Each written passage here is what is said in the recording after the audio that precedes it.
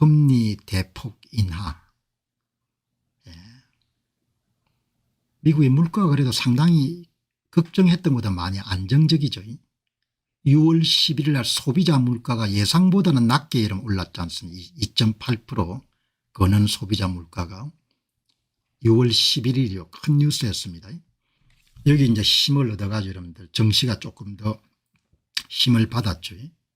그 다음에 6월 12일 날 도매 물가 지수가 또 발표가 됐는데 전문가들이 우려했던 것보다도 좀 낮게 올랐죠. 뮤티드가 여러분들 순치된 5월달 인플레이션율이 관세 부과로 인해 가지고 물가가 많이 오를 것이라는 그런 우려를 일축했다 이런 뜻이지 않습니까?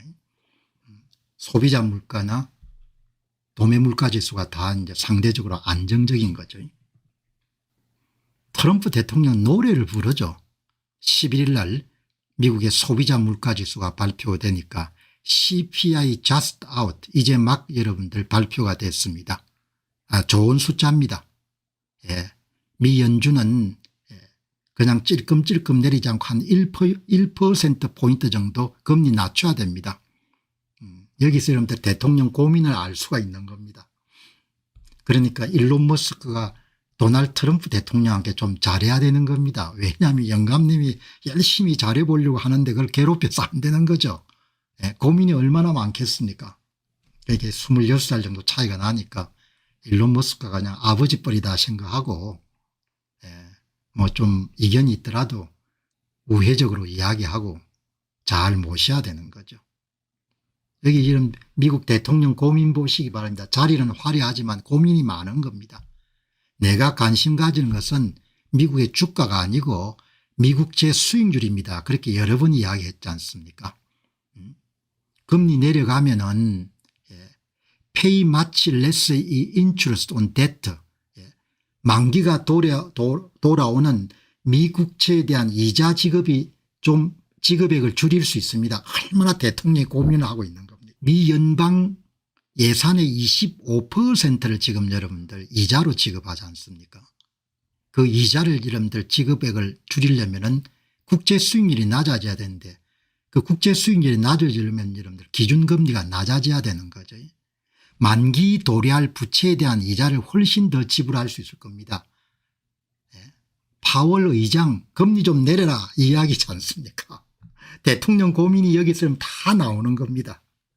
대통령 고민을 여기서 다 오늘 한 분께서 일론 머스크가 얼마 전에 스콧 벤센트하고 그냥 크게 다퉜다는데 일론 머스크가 다툴 일이 아니지 않습니까? 그거는 지 일이 아니잖아요.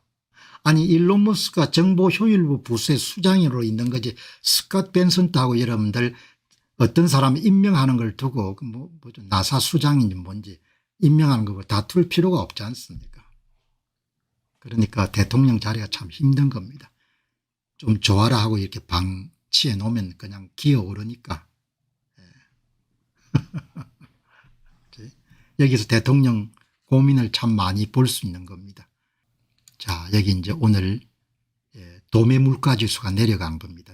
그렇게 여기 이제 오늘 보시면은 이 미 헤지펀드의 건물이 앞으로 1년 내 단기 금리를 대폭 인하하게 될 것이라는 것은 모두 알고 있습니다. 모두 알고 있다는 겁니다. 모두 다. 그런데 이제 미 연준의 파월 의장은 인플레이션 둔화가 확실해질 때까지 금리 인하를 서두르지 않겠다 그래서 지금 트럼프 대통령하고 굉장히 입장이 서로 다르죠. 대통령은 침체가 오기 전에 선제적으로 여러분들 방어적으로 금리를 낮춰야 된다는 입장이고 이제 금리를 낮추려면은 인플레이션이 일단 진정이 돼야 되고 고용시장 상황이 조금 악화가 돼야 되는 거죠. 그런데 지금 고용시장 악화는 상당히 눈에 좀 도드라질 정도는 아니지만 상당히 이렇게 가시화되는 것 같아요. 그런데 금리 인하 전망에 대해서 이 폴 튜터 존스와 마찬가지로 선물 시장이 가장 여러분들 먼저 아니까 여기 보시게 되면은 채권 시장의 선물 시장에 종사하는 사람들이 대부분 미래를 가장 관심 있게 보는 사람들이니까 올해 한 2차례 정도 인하가 있지 않겠느냐 그렇게 보는 가능성이 높네요. 저도 그렇게 봅니다. 투자자들도 연준이 금리 인하를 과감하게 단행할 것이라는 기대감을 반영해 가지고 기술주가 많이 이렇게 오른 상태죠. 그다음 리츠, 부동산 신탁 주식들도 많이 회복됐죠. 예. 투자자들도 그렇게 보고 선물 시장에 여러분들 투자하는 사람들도 그렇게 보고 그다음에 여기 보시는 폴튜드 존스도 그렇게 보고 고용시장 상황이 썩 좋은 것 같지는 않네요. 고용시장 자체가. 그러니까 실업률도 상대적으로 좀 높은 수준이고 그다음에 신규 일자리 증가도 좀 주춤거리고 평균에 한 18만 개 28만 개 비농업 부분에 신규 고용 창출입니다. 낮죠.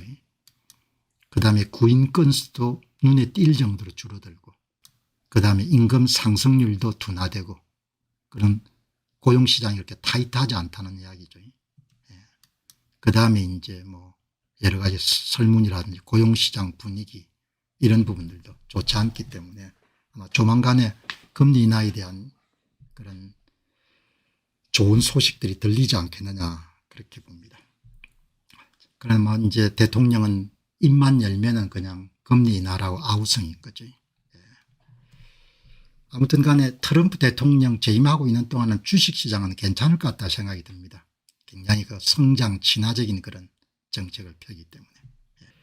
자, 여기 이제 AI 때문에 미국 시장에서는 사람을 많이 자른다는 이야기를 하셨는데 진짜 곡소리 날 것 같아요. 그래서 2028년도 미국 대통령 선거에서 최고의 화두가 여러분들 AI로 인한 실업 문제가 될 것이다 이렇게 예상하지 않습니까? 안녕하십니까, 공병호입니다. 그동안 공병호TV는 선거 공정성 회복과 자유민주주의 체제의 보존과 발전을 위해 노력해왔습니다. 이런 노력들이 지속될 수 있도록 공병호TV의 정기 후원 프로그램이자 멤버십 프로그램을 소개해드립니다. 뜻 있는 분들의 관심과 동참을 부탁드립니다. 선거 공정성 회복을 위한 노력을 지지하시고 훌륭한 나라 만들기에 동참하시는 시청자분들이시라면 구독 버튼 바로 옆에 있는 가입 버튼을 통해서 정기 후원 프로그램에 가입할 수 있습니다. 가입 버튼을 누르시면 공병호TV의 후원자가 되시게 됩니다.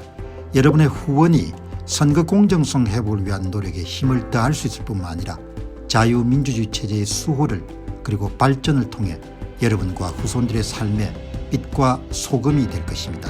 특히 그동안 공병호TV는 선거 공정성 회복을 위한 노력 과정에서 채널 성장에 제약이 가해지는 불이익을 감수해왔고 지금도 그런 불이익이 계속되고 있습니다.